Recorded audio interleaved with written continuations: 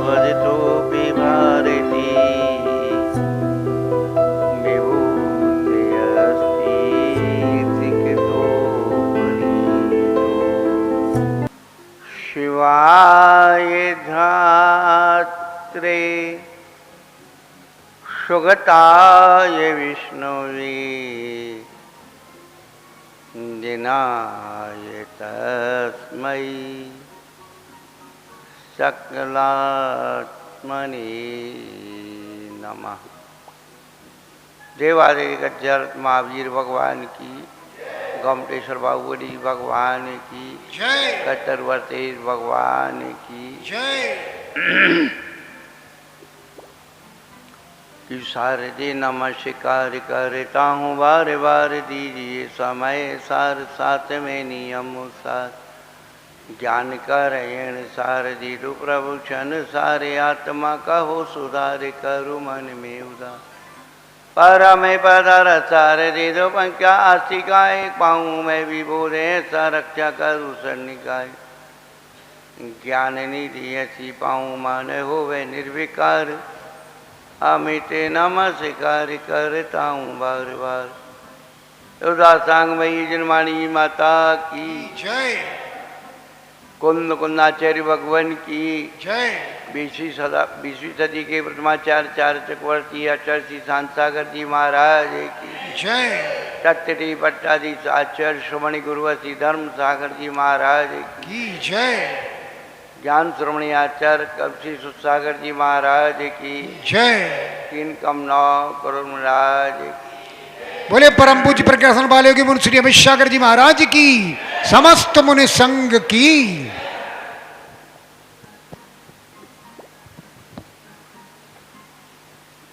धर्मानुरागी भव्यात्माओं,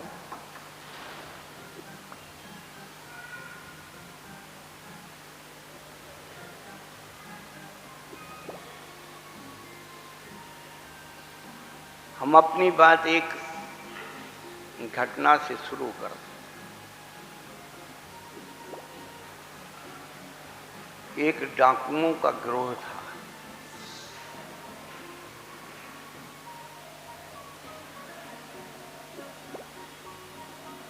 प्राचीन घटना है। डाकुओं का गिरोह डकैती डालते और आपस में बांट करके उस द्रव्य को अपना उपयोग ले लेते।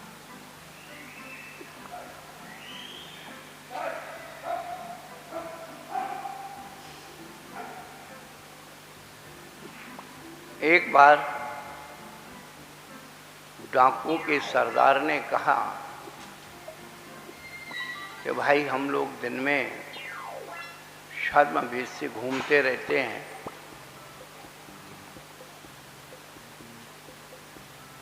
कहीं ऐसा ना हो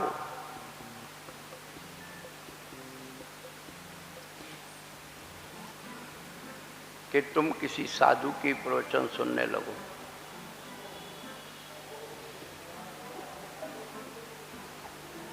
यदि तुमने साधु के प्रवचन सुन लिए तो तुम्हारा ये सब कर्म छूट जाएगा।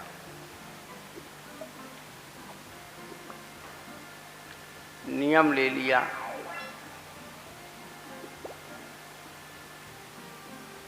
एक बार एक डाकू किसी धर्म स्थल की सभा से गुजर रहा था।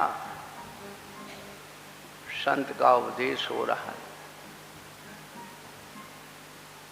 उसको मालूम पड़ी कि संत का उपदेश हो रहा है और संत का उपदेश कानों में ना पड़ जाए, इसलिए उसने अपने दोनों कानों को उंगलियों से बंद कर लिया। रास्ता वहीं से था। जैसे ही मैन पांडाल के सामने से गुजरा, उसके पैर में एक कांटा चुभ गया। अब कांटा निकालने के लिए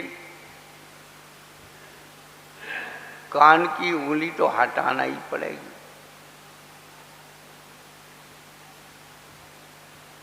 जैसे ही कान की उंगली को हटाया, कांटा निकाला, उतने में कोई प्रसंग में साधु संत महात्मा का ये कोटेशन कान में पड़ गया कि भूतों की परछाई नहीं होती।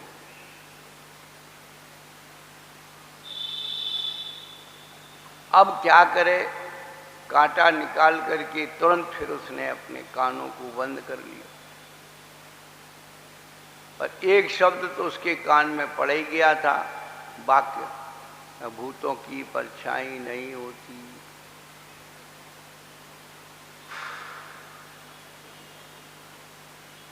एक बार उन्होंने बहुत बड़ा डाका डाला, जंगल में सब इकट्ठा कर लिया।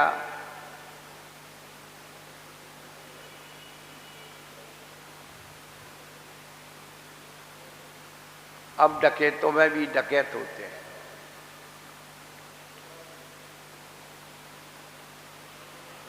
उस डाकू की ड्यूटी लगा दी। इसने ये सुना था कि भूतों की परछाई नहीं होती। उसकी ड्यूटी लगा दी कि तू इसे रखना करना, और हम लोग कुछ आवश्यकता से जा रहे हैं। और डाकुओं में एक डाकू बदमाश था। उसको पता कि ये अकेला है, रात में अकेला है, तो क्यों ना भूत बन करके इसे डराया जाए। भूत बन के पहुंचूंगा, ये डर के भाग जाएगा, और उसमें से हम बहुत सारा माल निकाल करके कहीं जमीन में गाड़ देंगे। जब कभी मौका आएगा वहां से निकाल के उपयोग करेंगे। जैसे आपके यहाँ पंचकल्याणक में समोषण के दिन वो कलाकार भूत की ड्रेस पहन के आ जाते हैं, और फिर आपके बीच में ऐसे आप डरने लगते।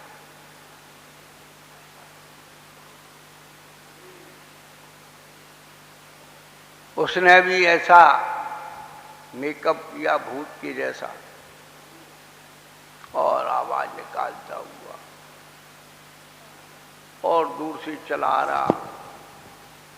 डिवीजन के गेट पर देखा, चांदनी रात थी, आकार दिख रहा था, आवाज आ रही थी। जैसे उसके आकार प्रकार को देखा, पसीना छूट गया, विचार करने लगा, भूत आ गया। और जैसे जैसे वो आगे आ रहा था, उसी बात याद आ गई संत महात्मा की, क्या भूत की कोई परछाई नहीं हो। वो भी होशियार था।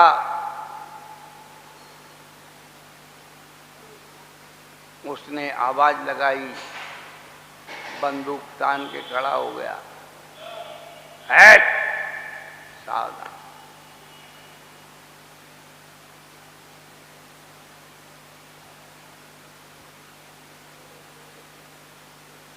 अब भूत तो सोच रहा था कि डर जाएगा, भग जाएगा।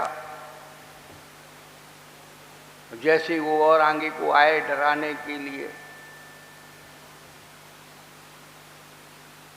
उसने उसको घायल कर दिया, पकड़ लिया, और पूरा मेकअप उतार करके देखा कि हमारे बीच का ही डकैत हमें डराने के लिए आया था, माल चुराने के लिए आया। बंधुओं, बात ये कहनी है कि साधु संत महात्मा की वो एक बात कानों में पड़ जाए तो तो वो बहुत बड़ी विपत्ति से निकाल सकती है।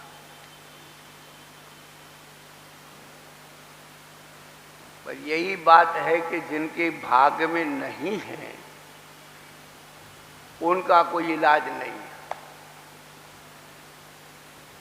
जिनके भाग में नहीं उनका कोई इलाज नहीं। और जिस दिन इलाज होगा इसी अस्पताल में होगा और कहीं इलाज भी नहीं। चाहे आज कर लो, चाहे कल कर लो, चाहे परसों कर लो।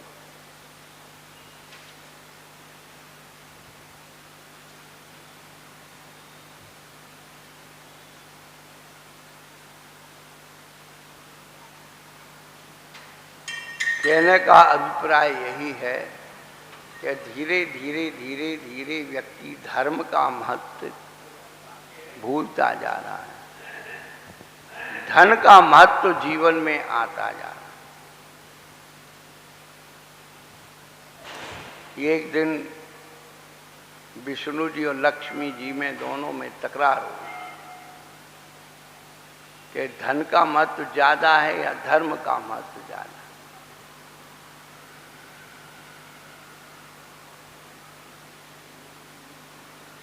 अब विष्णु जी तो धर्म के महत्व को बता रही और लक्ष्मी जी कह रहे कि भाई धन का महत्व ज्यादा। बोले सिद्ध करो सिद्ध। तो विष्णु जी ने बहुत अच्छा ब्राह्मण का रूप बताया, अच्छी कथावाचक बने।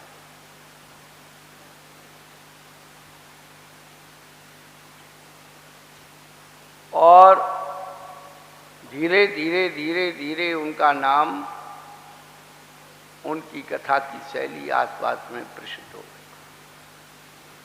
अब देखो तो भीड़ ही भीड़, भीड़ ही भीड़, भीड़ ही भीड़। गांव के गांव खाली, चलो महात्मा जी की प्रवचन सुनो, आओ जय जय गुरुदेव, जय जय गुरुदेव।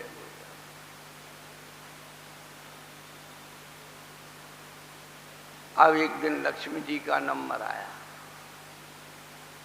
गांव तो खाली था और थे भी तो जो बुढ़े बुढ़िया थे जो जाने में असमर्थ, जो घर में छोड़ के गए थे कि घर रखाना। तो लक्ष्मी जी ने एक भिखारन का रूप बनाया और गांव में मांगने के लिए निकल गए।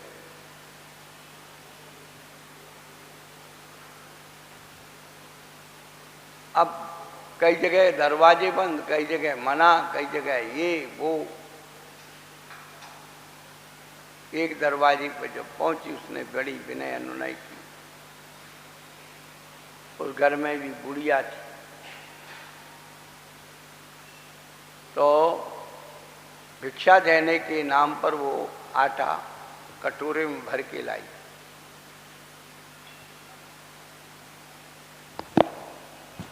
तो उसने कटोरा लेकर के, जो लक्ष्मी जी भिखारिन का रूप रखी थी, कटोरा हाथ से लेकर के और थैली में आटा डाल दिया। और जैसे ही कटोरा बाहर निकाला तो सोने का कटोरा उसे वापस दे दिया। वो तो पीतल का था पहले और निकला सोने का।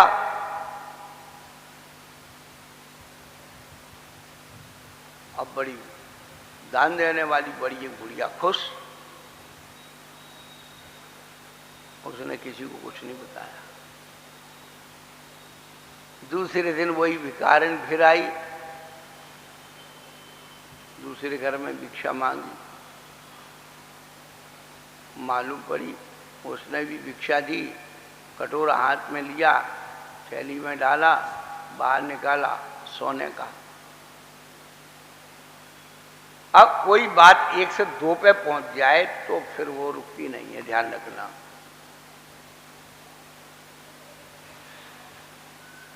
और 2 के बाद 3 पे पहुंच गई तो फिर उसका और ही टुकड़ा साफ।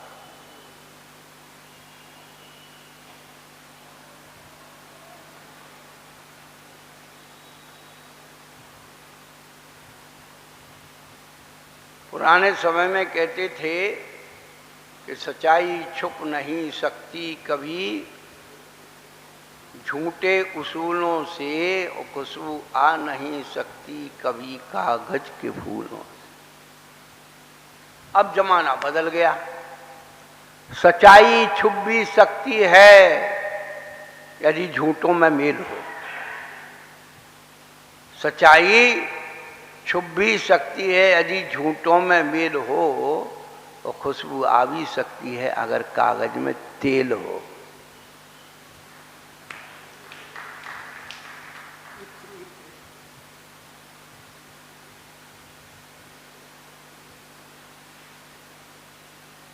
अब लक्ष्मी तीसरे दिन पर पहुंच गई। जैसे ही उसका कटोरा सोने का बना, अब 2-3 घर में बन गया तो खुसुर फुसुर होने लगी कि यार बुढ़िया तो रोज आ रही है, आपस में बात तो करते हैं, ये नए नए रोज घर देख रही है। तो कहू वो सहेली होती है सियानी, आज में तो मिल गऊ, तुम ले लीजिए, कल आएगी वो, तो 3 दिन से आ रही है। अब धीरे धीरे धीरे पूरे गांव में खबर फैल गई, एक बुढ़िया आती है भीख मांगने, और हाथ में कटोरा पकड़ा दो तो सोने का हो गया। और जैसी खबर पहुंची, पूरी सभा समाप्त। सब अपने दरवाजे पे बैठे बुढ़िया का इंतजार कर रहे कि कब बुढ़िया आए और कब हम आटा दें और कब सोने का बने। क्या बात है बैद जी, हंसी क्यों आ रही है?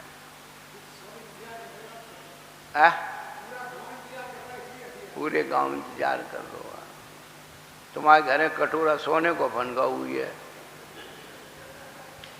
तुमने चुपचाप रख लो, बताऊ ना है को जैसे तुम बैठे हुए होते, और तुम्हारे सोनों को कटोरा मिट्टी को भनगा होता तो तुम अखबार में निकाल देते।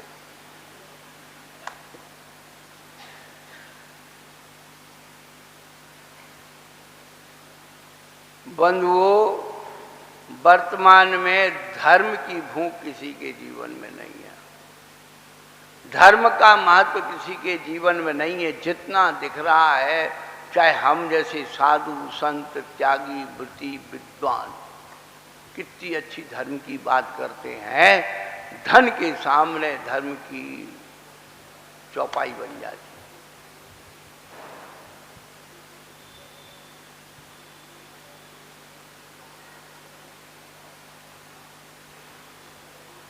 कहने का अभिप्राय यही है, जिस पर जिसकी श्रद्धा है वहीं उसका त्याग और समर्पण। जैसे धन को इकट्ठा करने वाले लोग बदनामी से नहीं डरते, वो उनसे कहते रहो ये खा गए फलाना बेईमान, अरे कहते रहते हैं। तो जब गलत लोग अपनी बदनामी से नहीं डरते हैं, अच्छे लोगों को अच्छे कार्य करने की बुराई से क्यों डरना है?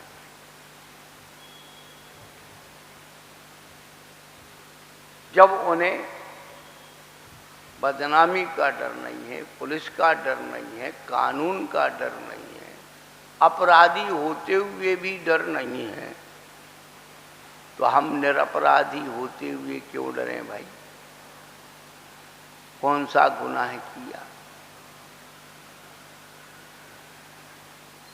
जब तक ये बात मन मस्तिष्क में नहीं आएगी, हमें धर्म का मार्ग मिल नहीं सकता। और भटकाने वाले इतने हैं, रोज रोज नई रूपनाएं करते हैं, रोज नई व्याख्याएं करते हैं, रोज नई बातें बताते हैं। क्या होगा? स्थिरता नहीं आ सकती। इसीलिए सबसे पहले अपनी आस्था को पैदा करो। हम आपसे एक बात पूछते हैं, आपके प्रॉपर्टी के कागज हों, स्टैम्प पेपर कोई भी, और तहसील से कोर्ट से अप्रूव हो, प्रमाणित हो, और कोई ये कह दे नकली हैं, तो तुम्हें कैसा लगेगा? बस इतनी सी बात बता दो।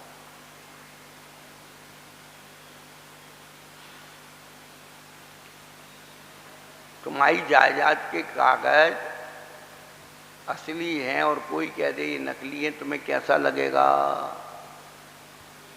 तुम हॉल है, अच्छा, तुम बड़ी बहुत अच्छी दुकान से या बैंक से बढ़िया सोने के बिस्कुट खरीद के लाए, आभूषण खरीद के लाए, और कोई कह दे ये तो सब नकली हैं, तुम्हें कैसा लगेगा?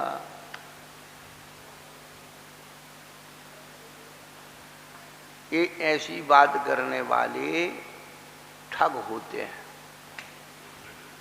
लिख करके रखना, ठग होते हैं। जो सच्ची बात को झुठलाने की कोशिश करते हैं वो नियम से ठग होते हैं, नियम से वो ठग लग जाते हैं। एक व्यक्ति बकरी ले जा रहा था, वो 8-10 ठग थोड़ी थोड़ी दूर, अरे भैया कुत्ता काय को ले जा रहा है, कुत्ता काय को ले जा रहा है, कुत्ता काय को ले जा रहा है, कह कह कर उस कुत्ता बना दे। अभी भी पता नहीं, पहले फुटपाथ पर कपड़े बेचने वाले वो पीस बेचते थे कपड़े और बोली लगाते थे, हाँ भाई, हाँ भाई, उन्हीं के लोग बोली लगा लेते। और जो मालूम पड़ी कि कोई नया आदमी है, उसने लगाई, सो उसको छोड़ दी, ला भाई पैसा लाओ लाओ। ऐसे ही धर्म सभाओं में भी जो है धर्मात्मा बन जाते हैं बोली चढ़ाने के लिए। उन्हें देखी कोई बाहर का हिसाब किताब आ गया, छोड़ भाई छोड़, हाँ पूछ ले, हाँ पंच हो, हाँ हो लगा लगा, छोड़ छोड़ो, दो भाई दो। क्योंकि धर्म, जब से धर्म में धंधा शुरू हो गया तब से धर्म की बर्बादी शुरू हो गई है, ध्यान रखना।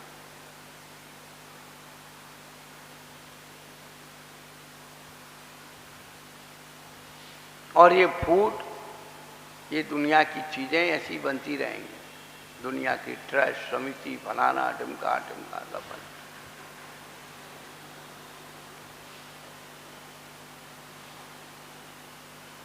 हम वो बात कहना चाहते हैं कि इतने इतने महान आचार्यों के ग्रंथों की बात को जब प्रमाणित तुम नहीं मानो तो सच्चे देव सद्गुरु की आस्था कहाँ है?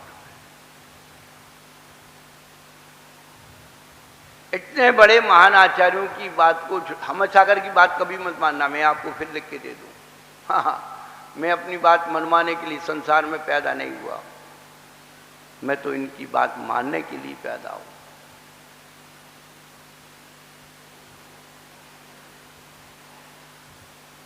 सच्ची आस्था, सच्ची श्रद्धा सच्चे देव सद्गुरु से शुरू होती है। जब तुम्हें अनंत भगवान की मूर्ति में देव नहीं दिख रहा, शास्त्र में तुम्हें शास्त्र नहीं दिख रहा, गुरु में तुम्हें गुरु नहीं दिख रहा, तो क्या है तुम्हारे पास?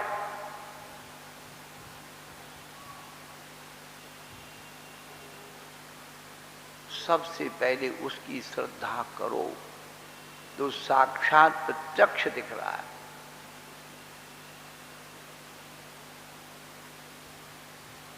अब ये सवेरे भी बात चली, महाराज वहां की मूर्ति चौथे काल की है, महाराज जी वहां की मूर्ति बड़ी अतिशयकारी है। क्यों मानते भाई? आज से 50 साल पहले बहुत से बहुत 5 क्षेत्र थे जो अतिशयकारी थे, बहुत से बहुत। सबसे पहले महावीर जी का क्षेत्र सबसे पुराना 300 साल हो गए, लगभग 300 साल पुराना, 400 साल अच्छे अच्छे। जितने जो मारवाड़ी, नागौर, लाडू, सुजानगढ़, सीकर, जयपुर, जितने मारवाड़ी, कलकत्ता जाओ, आसाम जाओ, गुवाहाटी जाओ, तो सब मान्यता करने वहीं आते, पूजा करने वहीं आते। और वहाँ की आमनाएं जो भी है, आज भी है, पहले भी थी, आगे भी रहे, उनमें भेद नहीं था। खूब अच्छा, खूब पूजा कर। फिर द्वारा आया पदमपुरी जी। पदमपुरी ज़्यादा पुराना नहीं, बहुत अभी 60-70 साल हुए। हमारे सामने अधूरा पड़ा था, सन 87-88 में गए थे, आधा पड़ा था, फिर वो गुरुलोक का संबंध मिल जाता है तो।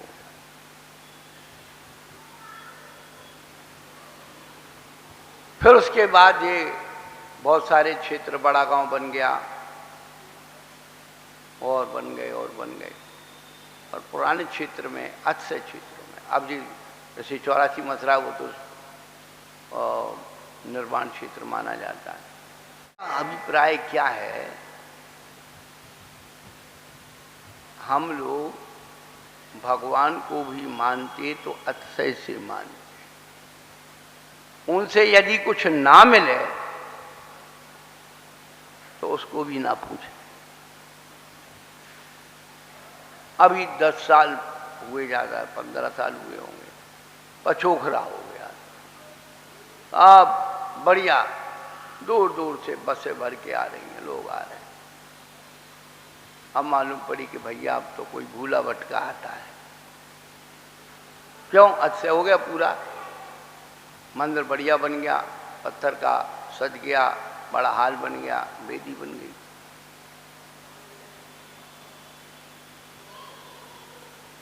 उसके पहले राजमहल था आपके प्रांत में, उसके पहले मरसलगंज था।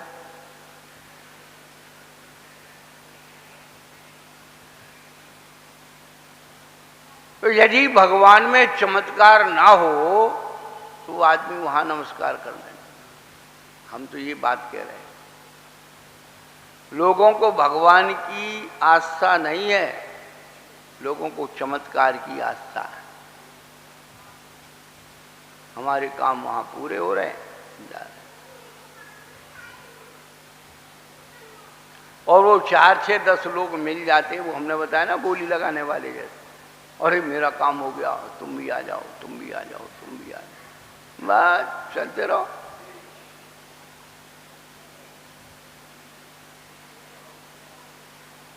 और शास्त्र की जहां तक बात है तो सबकी अपनी अपनी व्याख्याएं हुई हैं। अभी कौन से मंदिर में मैं गया था, वहां एक समय सारथी रखा था,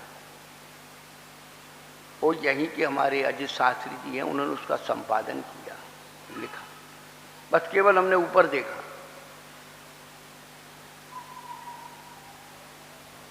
ये आपने अध्यात्म की व्याख्या, अध्यात्म की विश्लेषण कर दी, तो शब्दों से तो आप कितनी अच्छी कर सकते हो।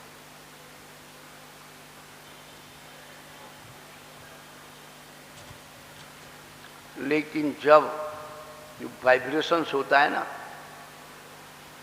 इंद्रियों का उद्रेक, और समय सार खूंटी पे टंग जाता है। अच्छे अच्छे तपस्वी सम्राट भी उस समय सार की अनुभूति नहीं कर पाते।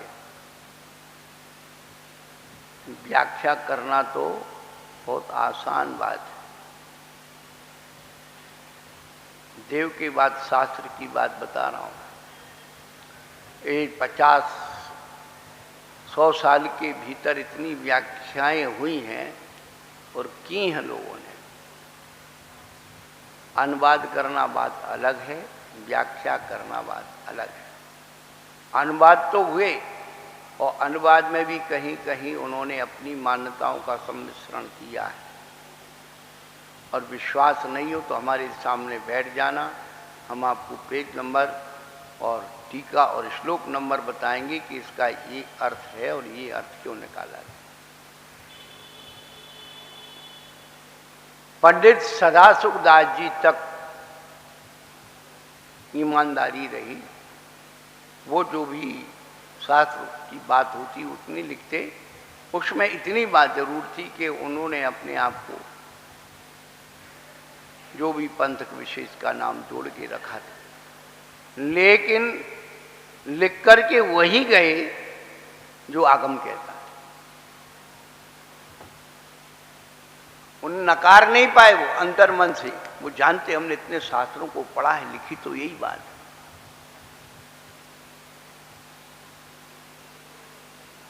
और वो जब शास्त्र लिखते थे, अनुवाद करते थे, वो बात मैं आपको बताना चाहता हूं। तो जब तक ये शास्त्र पूरा नहीं हो जाएगा तक अमुक रस का त्याग, फल का त्याग, अनाज का त्याग रखते। पंडित टोडरमल जी जब लब्धि सार छपना सार की टीका कर रहे थे, गणित का विषय, उन्होंने नमक का त्याग कर दिया। और नमक का त्याग जिस दिन वो टीका पूरी हुई तो माँ से कहने लगे कि माँ आज आपने नमक नहीं डाला। माँ समझ गई कि इनकी टीका पूरी हो गई। तो पहले विद्वान भी कोई भी शास्त्र को बांचते थे, शास्त्री गद्दी पर बैठते थे, त्यागी बन के बैठते थे। ये नहीं कि पुड़िया खा रहे हैं, गुटखा खा रहे हैं, मुंह साफ करो, साथ पांच में बैठो।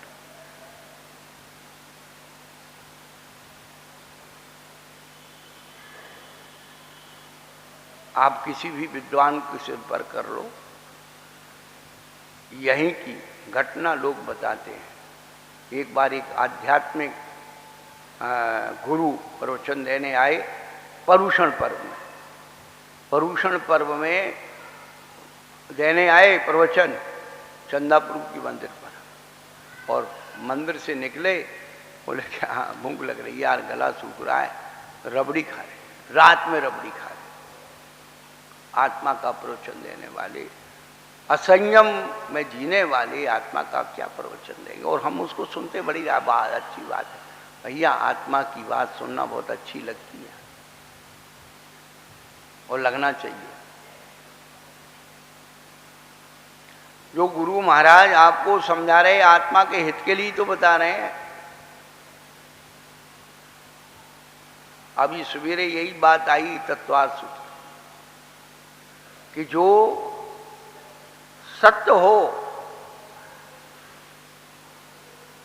लेकिन कड़वा हो तो अभी बोलना चाहिए, और झूठ हो मीठा हो तो अभी नहीं सुनना। हम ये मीठे के चक्कर में, वाह बहुत अच्छा लग रहा है, बहुत अच्छा लग रहा है, हमारी विचारों की, हमारी मान्यता की, हमारी धारणाओं की पुष्टि हो रही, बहुत अच्छा, बहुत अच्छा। पर भैया जिस दिन उल्टा होगा तो उल्टा ही होगा, हम क्या करें। कोई नकली को असली मानेगा तो क्या होगा, नकली को असली मानेगा या तो एक दिन गर्दन कटेगी, और जब भी वो कसौटी पे कसा जाएगा नकली ही सिद्ध होगा। एक बार कोई असली को नकली भी मान ले, क्या असली को नकली मान ले, घाटा कुछ भी नहीं है। असली का घाटा नकली मानने में नहीं है। क्यों नहीं है? कि जब भी वो कसौटी पे कसा जाएगा असली निकलेगा और गर्दन कटने से बचेगी।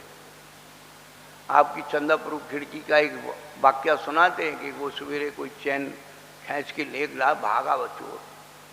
तो अम्मा कहने लगी शायद वो थी डिप्टन बाई, ले जा कड़ी खाए नकली है, ले जा कड़ी खाए नकली है, सोई फेंक।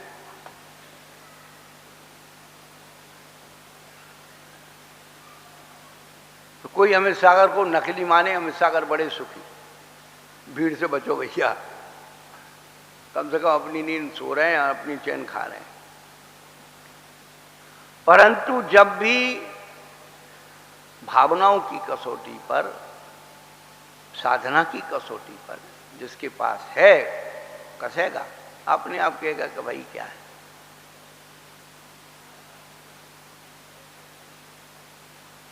अभी सन 15 की घटना यहीं की, वो पूज्य तरुण सागर जी महाराज की एक कृति का विमोचन हो, कड़वे प्रवचन का भाग कर, बड़ी सभा लगी हुई थी, हम भी यहीं सामने बैठे थे और प्राचार्य जी बोल रहे थे कि भाई साधु तो हैं पर वो 33% में पास, वो तो प्राचार्य हैं, तो 33% में पास वाला विद्यार्थी माना जाता है। कभी कभी सप्लीमेंट्री आ रही है और गुरु चाहे तो 5 नंबर का प्रमोशन, प्रमोटेड पास कर देते हैं। अभी थोड़ी सी शिक्षा जगत की पकड़ कर लगते हैं।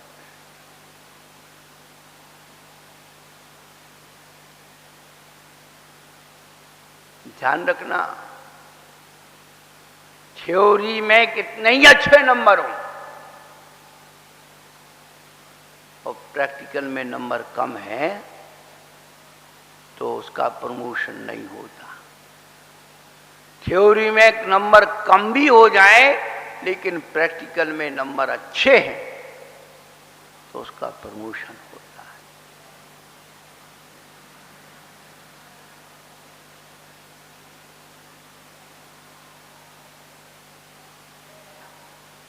तो शास्त्र की बात भी आपको बता रहे हैं कि इतने महान महान आचार्यों के शास्त्रों के प्रमाण को हम अपने अहंकार, अधिकार, पंथ संत के कारण सब सुन। बात वो बता रहे कि शास्त्र लिखने का तरीका, आज के समय में किसी भी विद्वान के पास चले जाना, नाश्ता की प्लेट और पानी की बोतल वहां रखी मिलेगी टेबल पर, और पूछो क्या कर रहे हैं, अरे यार समय सार की टीका लिख रहा हूं। अब असंयम सेवन करते हुए वो टीका लिख रहा है, वो आपके जीवन में संयम पैदा नहीं कर सकता, असंयम ही पैदा करे। वैद्य जी बैठे हैं, दवाई बनती है तो उसमें भावना दी जाती है, भावना, और जितनी भावना दी जाती है उतनी वैसी भावना से वो दवाई काम करती है। तो असंयम की भावना से ग्रंथ लिखा जाएगा तो वो तुम्हें असंयम में ले जाएगा, संयम में 3 काल में नहीं ले जा सकता। और तुम उसको पढ़ करके वाह कितनी अच्छी बात लिखी है, वाह बहुत बढ़िया बात लिखी है, तुम्हारे लिए बढ़िया है, हमारे लिए तो कचरा है कि तेरे सब गया।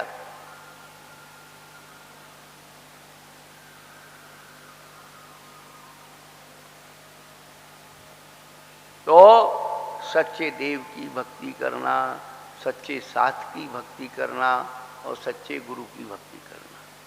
तो सच्चे गुरु तो 3 काल में आपको मिल नहीं सकते। क्या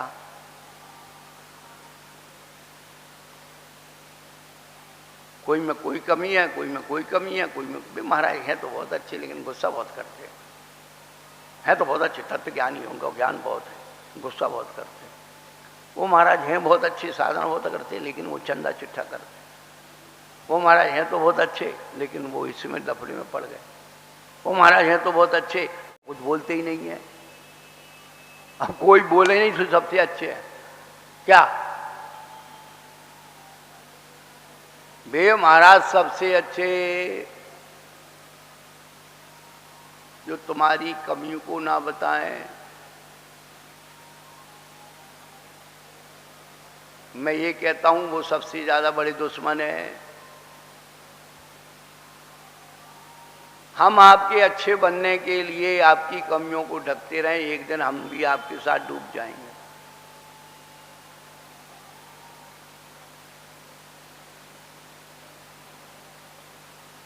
बुरे काम के लिए अच्छे कभी मत बनो, अच्छे काम के लिए बुरे बन जाओ, कल्याण हो जाए। पिछले बार भी हमने एक बात बताई थी, एक बहन जी यही टूंडला की, सन 94 की घटना है। महाराज हम कैसे जाने ये सच्चे साधु हैं? हमने कहा एक बिल्कुल फार्मूला मेरे पास है कि जिस दिन आपकी अंतरात्मा रत्नकरण साहब का आचार से सच्चा श्रावक बन जाएगी, उस दिन आपको सच्चा साधु मिल जाए। आप अंदर से सच्चे श्रावक बनने की चेष्टा तो करो। सच्चा साधु, तुम्हारे पास थर्मामीटर नहीं है नापने का, डॉक्टर बने फिर रहे हो क्या? बिच्छू का जहर उतारने का तो मंत्र नहीं जानती हो, सांप के बिल में हाथ डाल रहे हो। घर में नैया दाने और अम्मा चली भुनाने, अकल नहीं कौड़ी की, कह रहे तनख्वाह बढ़ाओ, कुछ नहीं होने वाला।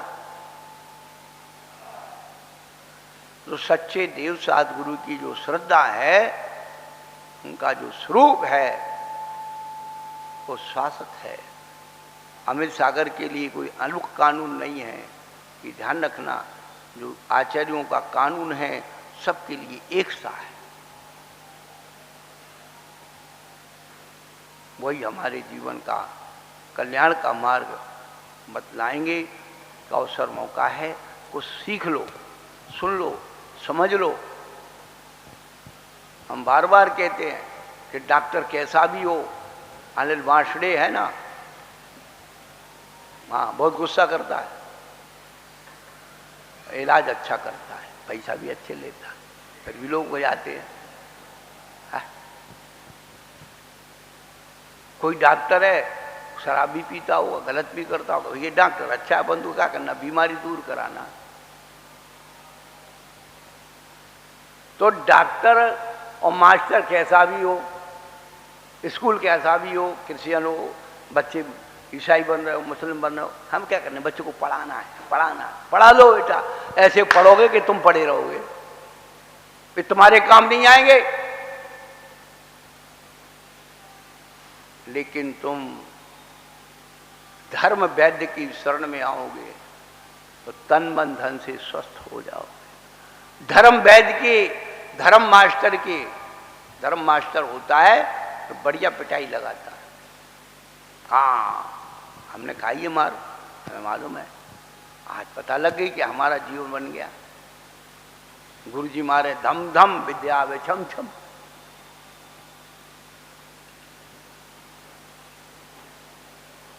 तो जब तक हम बचते रहेंगे, अरे महाराज तो बहुत कटाक्ष करते हैं, महाराज तो ऐसा सुनाते वैसा सुनाते, भाई ठीक है, साबुन लगाओगे तो मैल तो निकलेगा ही निकलेगा।